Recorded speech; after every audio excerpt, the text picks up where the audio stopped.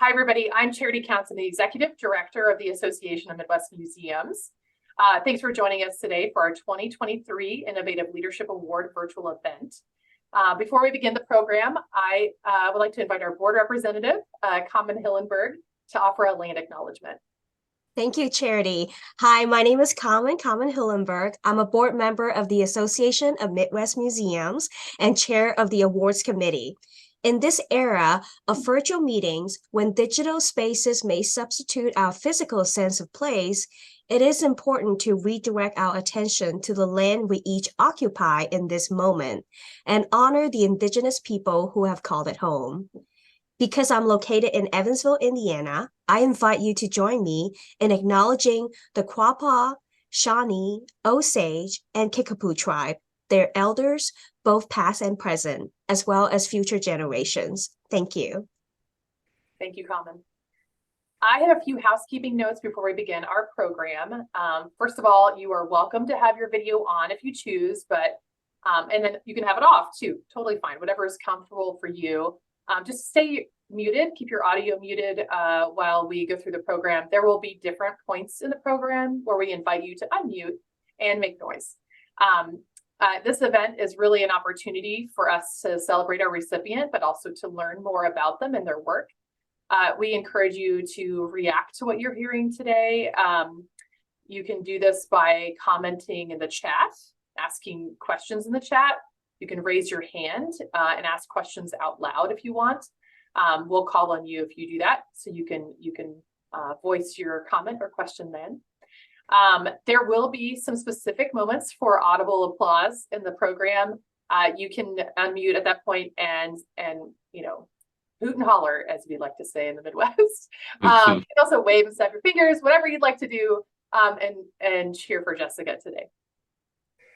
For those of you getting to know AMM for the first time through this program, I want to offer a little bit of background on our organization. Founded in 1927, we are one of the very first museum associations in the United States. We actually started in Michigan and Indiana, and grew from there.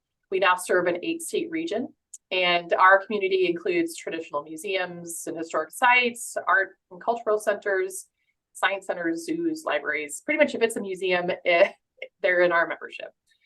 We host many virtual programs each year, but these are always my favorite. It's always a joy to come together in celebration of our recipients, but even more so because we get to bring together their peers and their local communities, their staff and colleagues, family and friends to celebrate. It's just a fun time.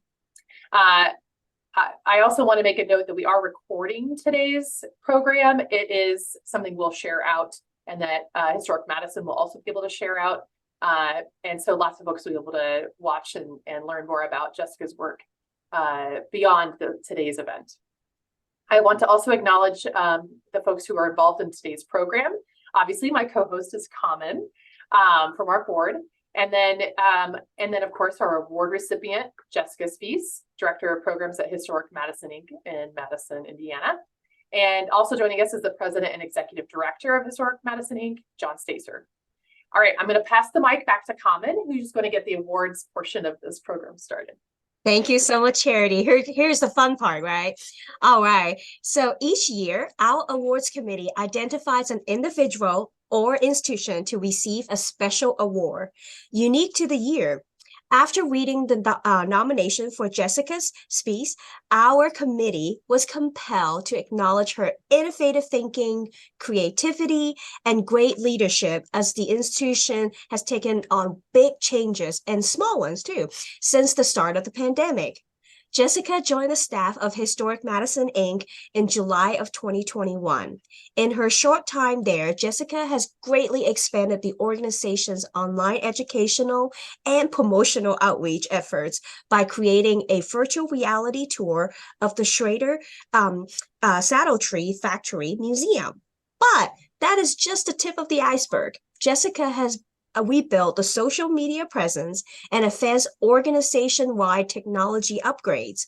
She has implemented an inventive drop-in tour strategy to resolve long-time struggles with volunteer scheduling across the museum's many properties. She's also revitalized the site's internship program with new experiences like micro internships. Our program today will be a conversation with Jessica and her boss, John Stacer. We'll get to learn more about how Jessica's been able to accomplish all that she has in such a small amount of time, how the dynamics of their small team plays a part, and more. Before we get the program started, though, I would love for everyone here with us today to unmute or use your Zoom reaction icons to join me in a round of applause as we welcome Jessica to say a few words. Yay! Yay, Jessica. Congratulations.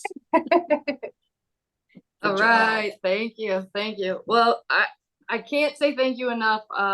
The summer, and I guess it's fall now, has just been a really amazing experience, and I appreciate the nominating committee like you, Carmen, for seeing what we do and appreciating it, but also the people who nominated me. So John is one of those, which is why he's here, because I told him it's his fault. And so but the committee and the people who nominated me are some really great leaders that are the people I look to in our community to do great things, but also those who inspire me to continue to try the crazy new things. So I really appreciate that. And on top of that, I got to receive the award in Indiana as a Hoosier.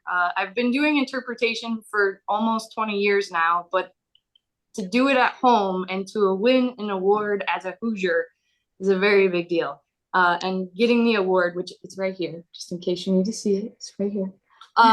To win the award at Union Station in Indianapolis was just super cool. I remember going there as a kid, so it was a great thing, and I'm truly appreciative of the honor, and just I feel very lucky to be here today.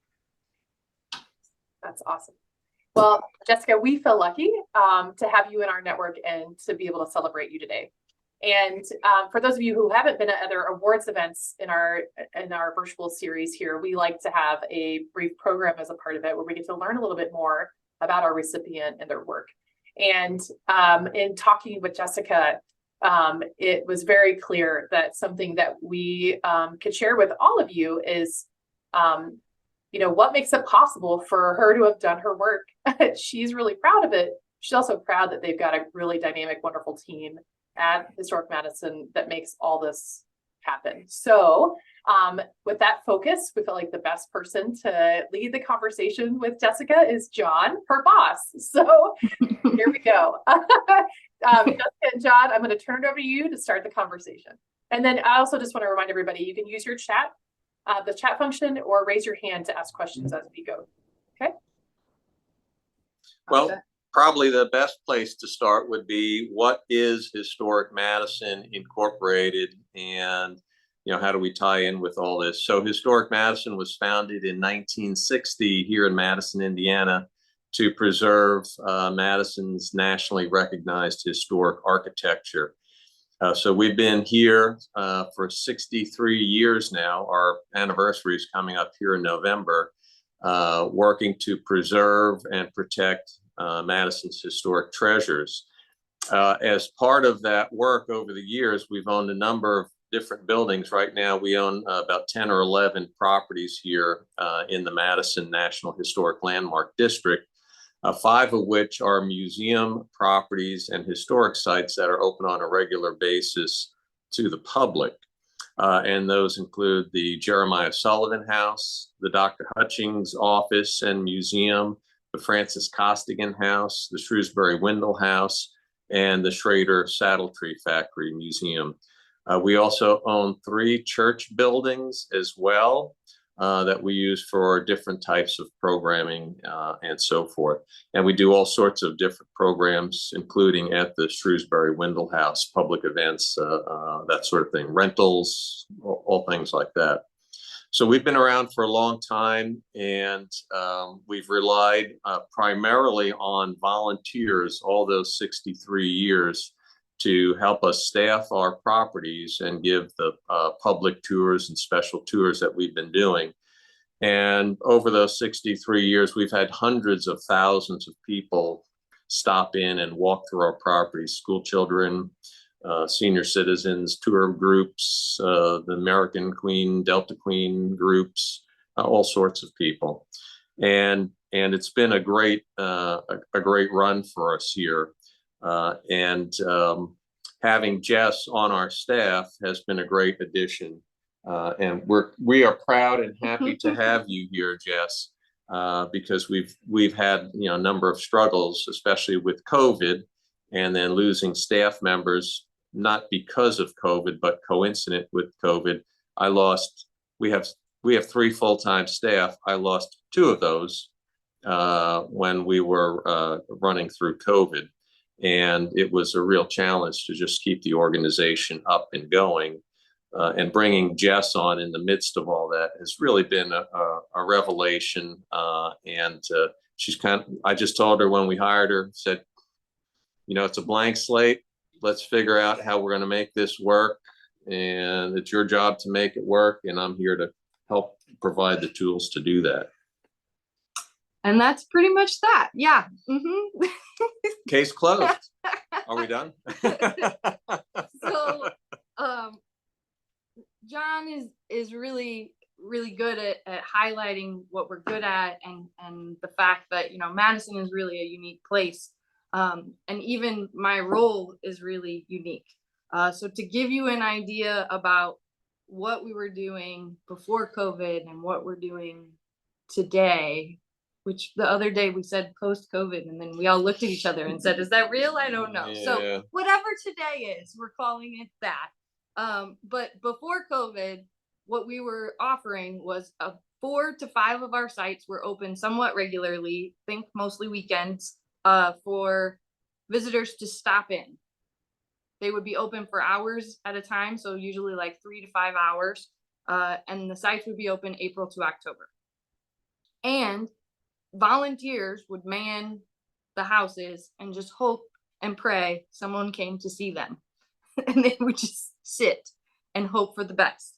But even though we were doing it that way, in 2018, we had 90 volunteers. So it was still beneficial to them in some way. And that was still really important for them and meaningful in that they were sharing history with people.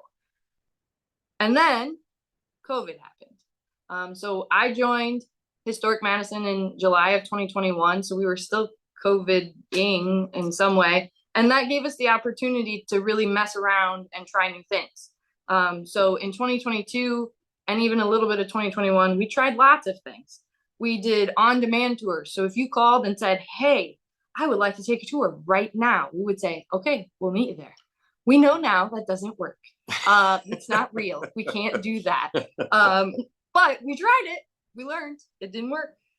Then we tried to do open houses. So we would have the houses open kind of like they were during COVID, where you could come in and take a tour during a time span, a little bit, and then even some scheduled time tours. So there will be a tour at 1 p.m. at the Shrewsbury House, something like that.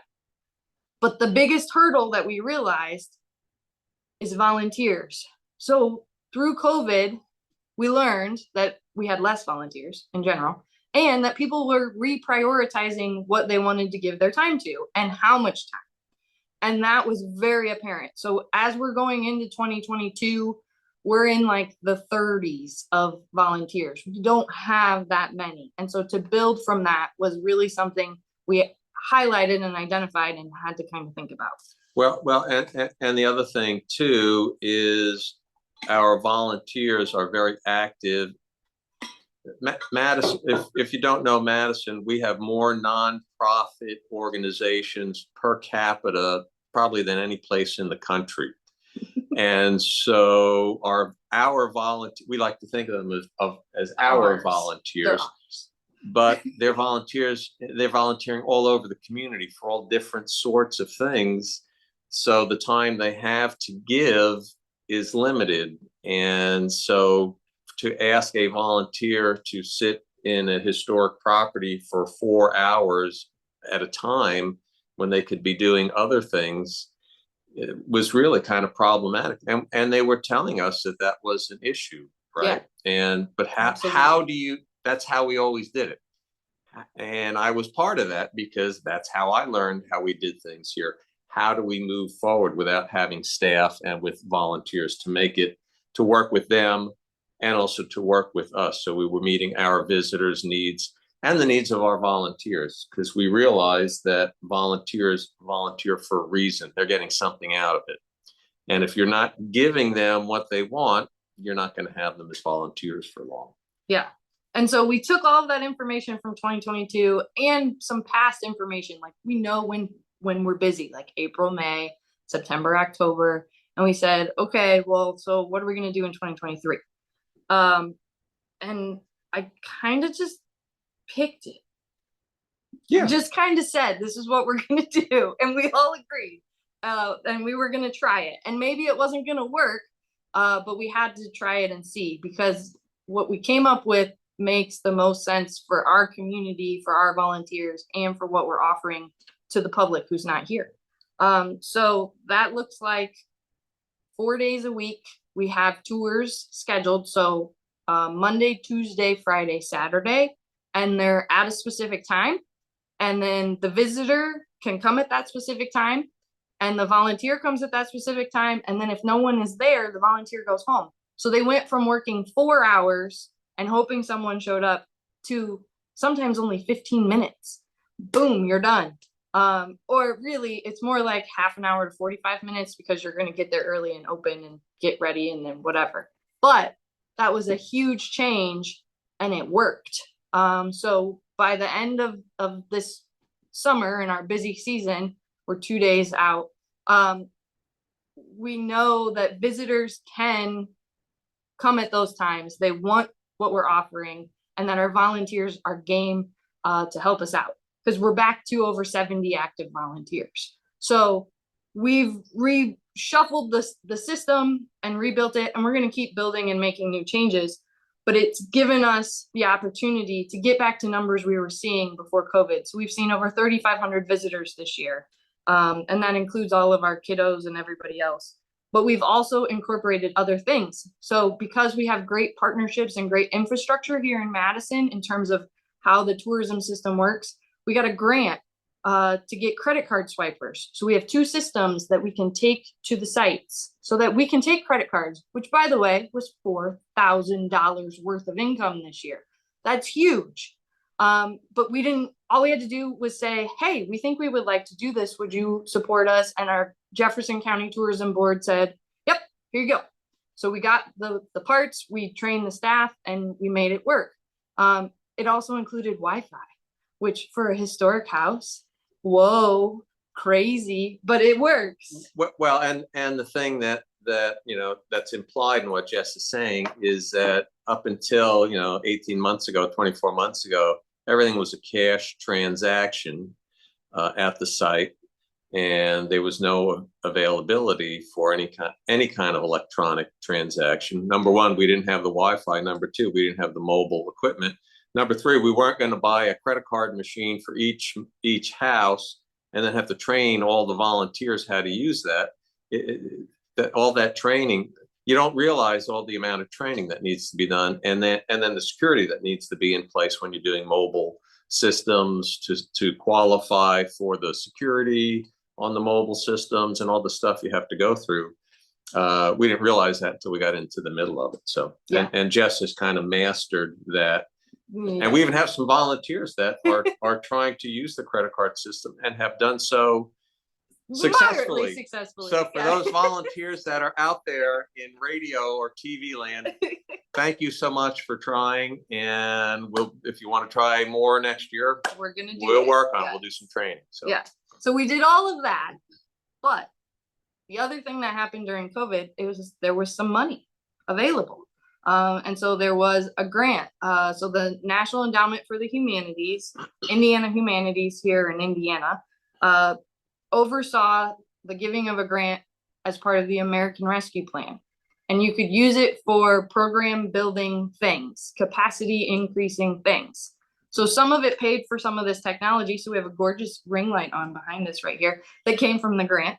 But also we created something that has exceeded our wildest dreams. So the Schrader Saddle Tree Factory is our most visited site in person. It's also the most restricted in terms of visitation. We close it in the winter because the majority of it is not heated. It is also the most maybe in danger of climate change, just other things that could go wrong. And so it got its own virtual tour. We applied for that grant, we were given the grant, and we did it in 2022, all by ourselves for the most part. We found a really great partner in our community that did all of the digital components of this, but we used Google Slides to write the interpretive descriptions and the labels and the pictures and all of that stuff, and now it's online for everybody to see. And in fact, it's been seen by nearly 1,000 people virtually, and it's been in 12 countries. Yes, I had more than 10, but it's 12. It's been in 12 countries already. And we know that it's getting used for so much more than just the tour. So we've had a couple of great people reach out who say they used it either to learn more because they miss Indiana, or they just are really curious about saddle trees. But we've also had a professor at a college in Texas who was like, I found this and it was awesome, and I used it in class. And that's really cool. Like, that was kind of the dream scenario, but it's really working out. And you know, for all the bad things that COVID caused, there's the occasional good thing, and this is definitely that. So 1,000 visitors is almost as many as we have in person. So that's like an extra year of visitation. So that's how I think about it. Well, and that tour is free to anybody that has an internet ability. And the professor, professor of history at University of Texas, El Paso, wrote and said, my students are may never get to Indiana. They can't travel, right? They don't have the means to do that, but here they could reach out and do this tour virtually. Maybe someday they will have the means. Maybe they'll travel here and remember what they saw online. But it can be viewed anywhere in the world, and so it gives us a much broader ability to reach out and educate, because we're an educational institution. Yeah. And so it was a great idea, and it's worked great. And I worked hard on it. Jess worked hard on it. Our whole staff worked hard on it, and it really was a team effort. And I'd like to do the same for all our properties. So maybe someday. Someday. Maybe not today, but someday. Yeah. Come on, Jess. There's 24 hours each day. Come on. Yeah. Yeah. Well, and the cool part is it really did incorporate everyone in our lexicon, our ecosystem, so to speak. So I even had the volunteer guides tell me what they tell people when they're in there, to make sure that we're incorporating that and we're all learning and developing together. And we even use it. Oh, Laura's sharing the link. We even use it. Thank you, Laura. Yeah, we use it as part of a training tool. And contrary to what everyone thought and everyone told us, it does seem to bring people to the site too. It's not just a virtual thing. They're coming and then paying the money to visit the site in person. So it was the coolest part of what we've done so far, I guess. So Jess, what is it about HMI and our team dynamics that you think has allowed us to make these changes? Well, so primarily the big thing to know is we're not big, but we are a really fun group, as you can tell. We're just really entertaining all the time. But there's a few things that really make us work well together. The big one is that we have trust and respect of every team member that is part of it. And I really try to do this with volunteers too. But we only have three full-time staff people, and we're up to 6 part-time staff people. And more than anything, we know that all of us are doing the best we can for the organization in whatever capacity that means. Whether it's cleaning the sites before, or it's giving the tour, or it's making sure everything's safely locked up at the end of the day, or writing a new program, or answering the phone, anything under the sun. We're all being mindful of that. And so that's always really cool. And it's a great place to do that together. The other thing is that we're constantly learning as a group. So, and sometimes it's relearning, which it seems to be relearning a lot lately, but we're always asking questions of each other. Or like right now we're doing research on 2 sites accidentally. And you know, I am notorious for, I will find something cool and I have to go tell everyone. And then I say, well, did you know that? And John usually says, yes, Jess, I knew. And I'm like, well, why didn't you tell me? You know, but sometimes, you know, I know something, or it's been forgotten, or we've never seen that document. All of that is happening. And this is such a fun place to be when we're making those discoveries. This afternoon, it was ridiculous. We were like, oh, this, oh, this. Oh, did you see this? Yes. So we do this on the regular. So I'll have to do this with everybody here because this is what we do. So one of our buildings is the oldest place of public assembly in the city of Madison, the 1835 Second Presbyterian Church. And this is a photo taken in after 1880 by William Heberhart here in Madison. Okay. One of the projects. And so I was going through the old paper because we have files and files and file cabinets full of stuff, right? And so here's the seating chart from 1835 from when that church opened. Well, maybe. And so you'll see William, what am I doing here? Backwards. That's William Hendricks, our 3rd governor, US senator, early state representative, Jeremiah Sullivan, JFD Lanier. So anyway, so we were scanning this into the system because, again, we're still way behind on our website on what is out there public. So we're trying to push as much of this stuff out into the website so it's there for people to access. And we all agree that that's a thing we need to do. So right. I'm a public historian, and maybe I'm the only one that claims that because we had this conversation. But yes, I fully think that there's no point in hoarding all of this information if nobody sees it. The perk of the virtual tour is anyone can see it. Right. And our website is like that too. And we are constantly digitizing at this point. Our Google gave us a terabyte. It was 100 terabytes? 1 terabyte. I don't know. They gave us a lot of data as a nonprofit. And so we're game on. We're ready. So learning is always a thing. But the other part of it is that we're always trying to think about whose role that is and let them do it. You know, we're not stepping on each other's toes. We're just thinking and we're talking and we're sharing all of that info and what needs to get done. Because sometimes I'll do stuff that's not my stuff to do, but it has to get done and the other person can't do that or whatever. Well, and you just said to me today, you said, John, I'm so glad you're scanning all this stuff and not me. I did say that. That's yes. Real. Yes. And I was like, thanks, Jess. I wish it was somebody else, but. Well, and volunteers that are out there, if you want to come scan this winter, we're in. Well, that's another leap of technology and doing. But yes, we want to be able to do that and do it in a way where we can. It's one thing to scan it; it's another thing to find it when you need it. Yes. And so having the ability to do that is a big challenge. But John's the executive director, and he's scanning stuff because he's working on this project, and so we're dividing and conquering as best we can, which is what really makes us a good team. One of the other things, though, is that we all have this weird level of experience, at least the 3 full-timers, of interpretation, programming, and working with the public.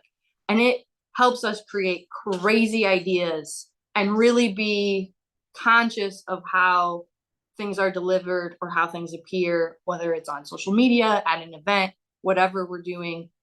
So that we're connecting with people in a way that makes sense to them, in a way that's, you know, professional and polished, I guess is the right way. Right. Well, I've been involved in, oh my God, I've been involved in public programming since 1983.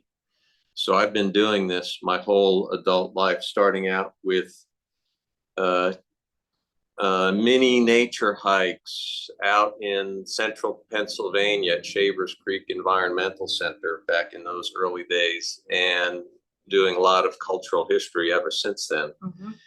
And so we kind of, and Jess has been doing programming for a long time, and David Cart, who's our director of preservation and maintenance, he started out as an interpreter at the Lanier Museum in the 1980s.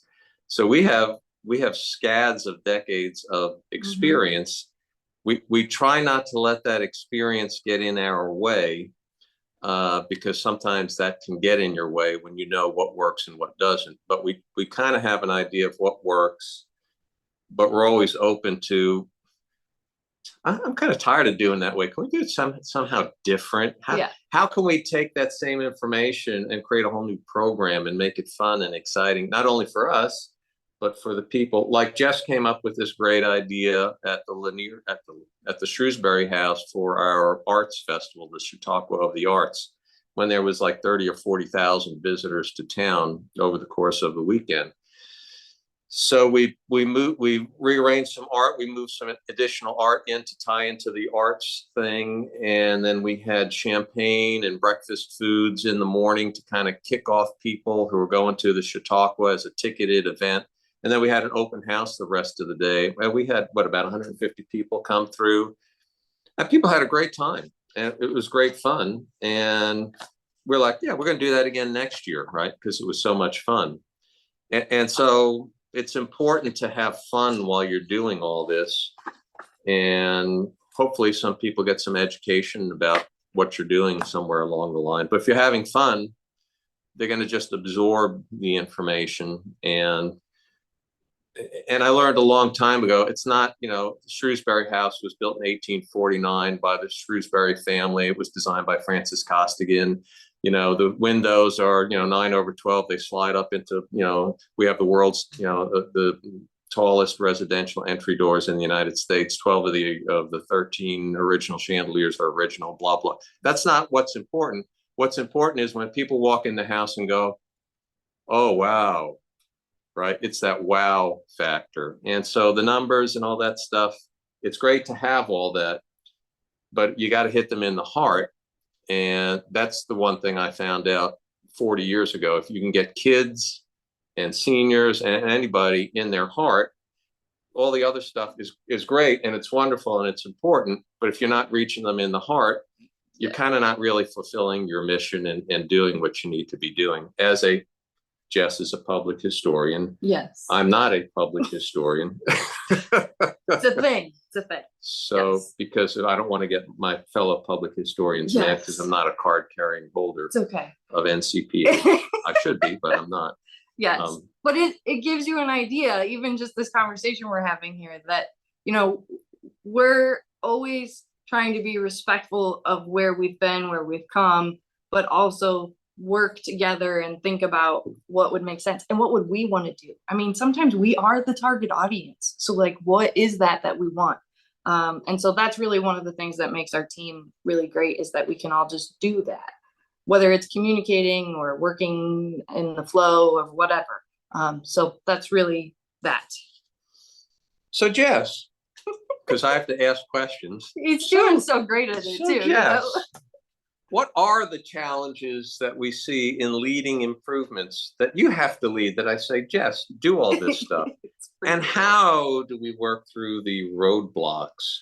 Because inevitably there are roadblocks. When Jess says, what do you think of the name of this for a program? And I'm like, nah, I don't like it, Jess. Well, or like we were coming up with ideas for a candle. I'm going to say this one. Oh, not yours, mine. This is so the, we were is this a reveal? No, here? We're not going to tell you the name of actually. You're withholding information. So we are going to be in trouble with our volunteers out there in digital land. They'll know like tomorrow. Okay. So we're coming up with a candle. It's one of the weird things that we did that actually went really well. And so we're doing a candle for Christmas-ish at St. Michael's. So St. Michael's is a retired Catholic church. St. Michael is the saint who leads the choir of angels. So we're trying to think of unique names and whatever. And so we're brainstorming, and John's like, you know, well, let's think of some different names. And I go, angel dust. And then he's like, no, that's not gonna work. No. And then we talk about angel soft. No, that's not gonna work. No, that's not gonna work either. Angel's wings. So we can do all of this all day. It's never a shortage. It's having the conversations and choosing to do that together. And it's a much better name than any of those, just so you know. Coming soon. Coming to a office near you. Yes. I was trying to go for Angel's Share, but that kind of Yeah, that tied more didn't into really the work. whiskey side Yeah, of no. things than the Yeah. candle side. So, But it's a good example of the stuff that we work through on the daily. So roadblocks are often people related for us. I told you there were 3 full-time staffers, but I have all those volunteers, figuring out what works for them, what can work for us, what we like to do, what we don't like to do, all of those things. But the biggest thing you have to do first before you can do anything else is figure out what the roadblock is, which sounds simpler than it can be, because sometimes roadblocks don't look like what they actually are. So when we didn't have all those volunteers, it was, is it people not interested? How do we figure this out? And it was really just that people had changed what they were looking for, and maybe they didn't feel as appreciated as they could have been. So like volunteers in general, the reason we're rebuilding and hopefully, I think this is my theory, is because we treat them with respect and we're offering them options, and there's a schedule that's like standardized and you can set up early, and you know what you're doing. And we're going to keep working on training and education so that they can know more always, and so they can encourage us to be on our toes and to deal with the hard questions. We had a volunteer, Laura, you're on the spot, congrats, who asked us a question about a sign we had on a display. And then in the script, it said something else, and there was even another date. And she was like, why are there 3 dates? And I said, I don't know. But we had to go look it up and we found the answer. when was Ben Schrader Yeah, born? Ben yeah. Schrader apparently was born in 3 different years. Yes. So, yeah, but it's a thing. And if we can all work together and we all feel part of the team and appreciated, we'll be really successful. But a lot of times, for me at least, it's talking it out. And sometimes I just walk downstairs and I'm like, John, I don't know what to do. This is my problem. And I am a problem solver. So as long as I get to talk about it, I can usually find us a solution or something we can try within reason. One of the roadblocks is when Jess is at a loss for words. Sometimes that does happen. That does happen. Yes. But the other thing to think about when you're addressing any issue, problem, roadblock, whatever you want to call it, is be realistic. So when I got to HMI, I knew that we were never in our lives going to have, a interpretive staff of 12 people. That's not a real thing. We might someday, like by 2075, have multiple interpretive staff, maybe. But that's not something I can build on today, right? And so I'm not going to build a system that I can't achieve. I'm going to be realistic and consider what I can use, what's maybe not real, and go from there. And so that's always the important thing. You were talking earlier, Jess, about selecting what dates and times and things we work for our tours. And you said, well, we just kind of picked it out, but that's not really true. We used data to help us decide what dates and times appeared to make sense for our sites to be available for their tours, and how we laid all that stuff out. So can you talk a little bit about the data that we're collecting, how we're tracking it, and how that informs our decision-making process? Absolutely. So I love me some data. So more than anything, I do it for me sometimes. It's a measure to tell me that we're doing things, and that's helpful. One of the best ones that I've come up with so far is $100 day.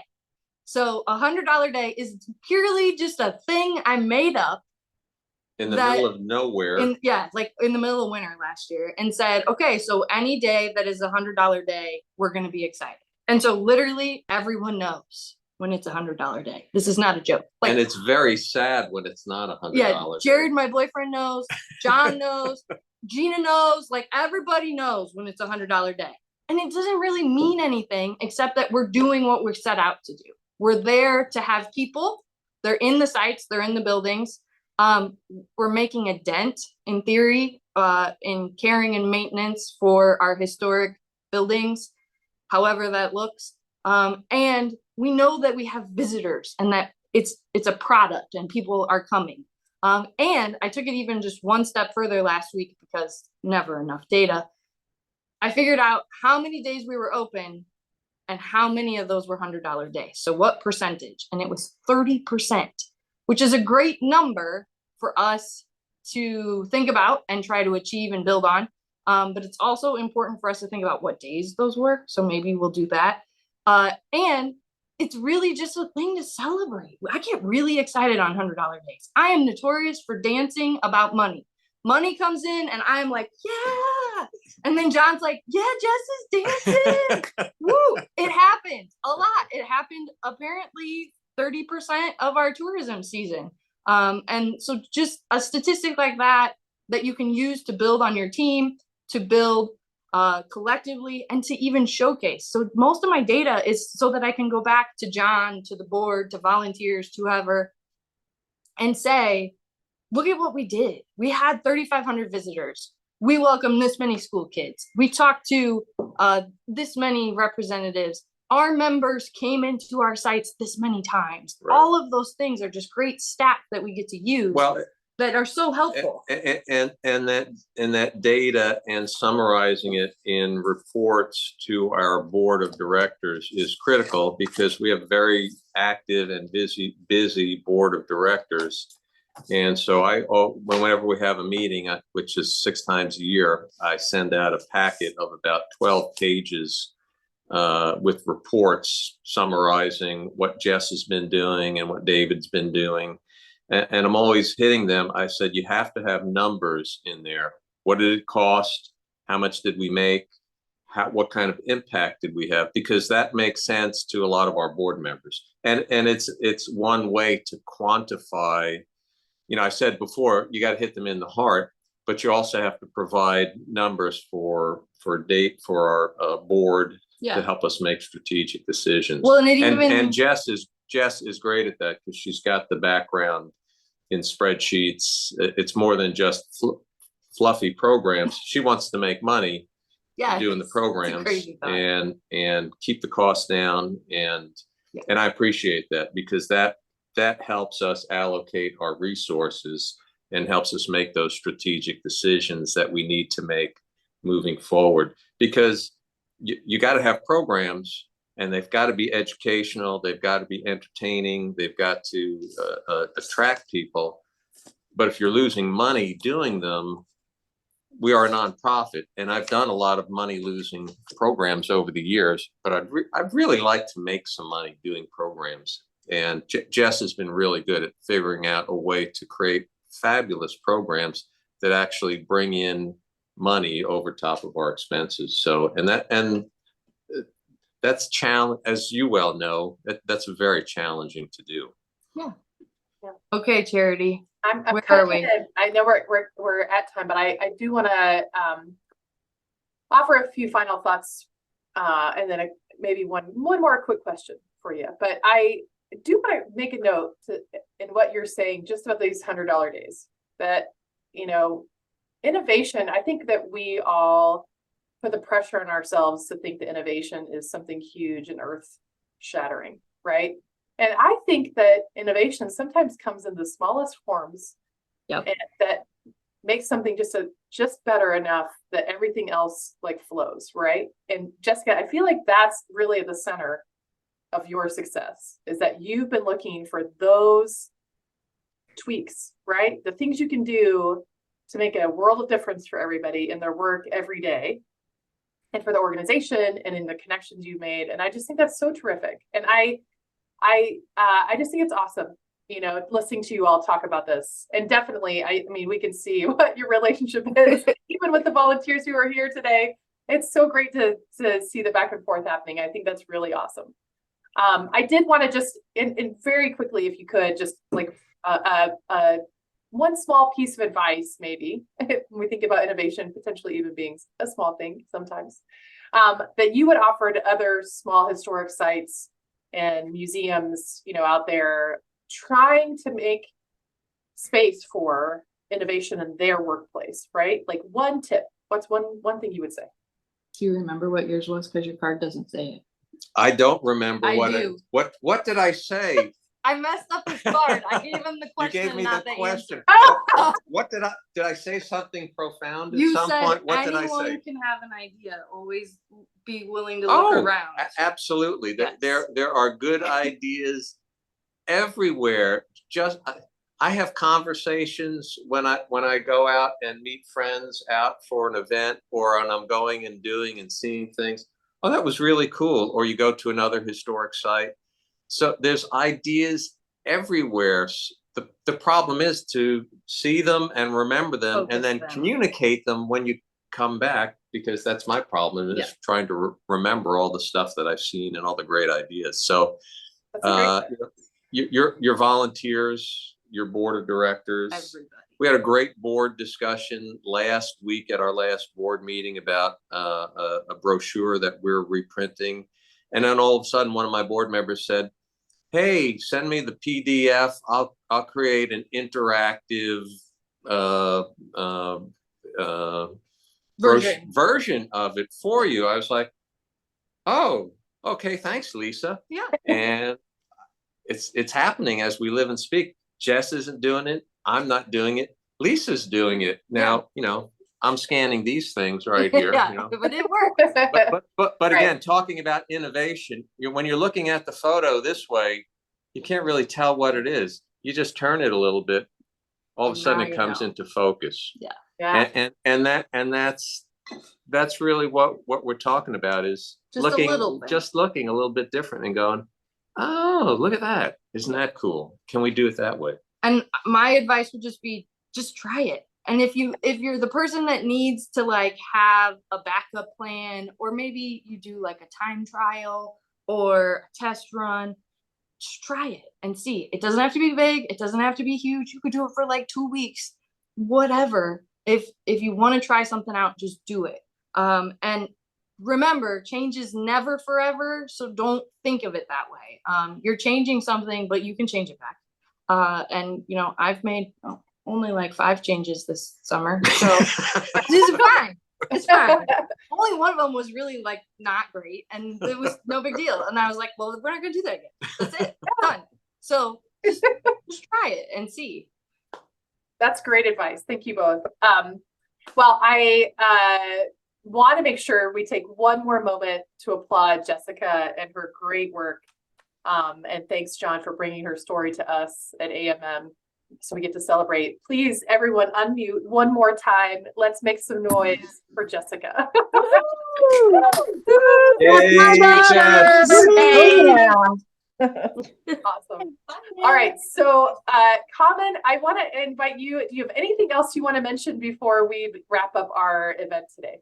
I think you have said most of what I want to say, but truly, I think everyone here can attest, just from listening to Jessica and John, that your organization is just comprised of a dream team of fantastic leadership and staff and volunteers. Everyone is dedicated, and you all have one goal, right? And you're going for it. And so all those little tips that you have shared today are very helpful. And I think, again, just as we said, sometimes it's celebrating little victories, and it doesn't have to be a monumentous thing, right? But just the little ones, and then involving everyone with that celebration. I think that's such a big a key to success in a smaller organization. So thank you so much, and I'll turn it back to you, Charity.